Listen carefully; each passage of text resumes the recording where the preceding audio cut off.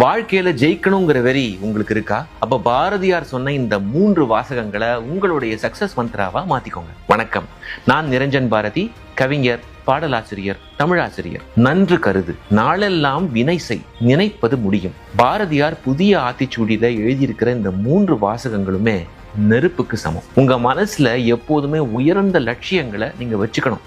ஒவ்வொரு நாளும் அதை வளர்க்கணும். அதுதான் நன்று கருது.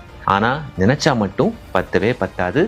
ஒவ்வொரு நாளும் உழைக்கணும். அதைத்தான் பாரதியார் நாளெல்லாம் வினை செய் அப்படின்னு சொல்றாரு. நீங்க ஏதோ ஒரு நாள் 10 மணி நேரம் கடுமையா உழைச்சா வெற்றி வராது.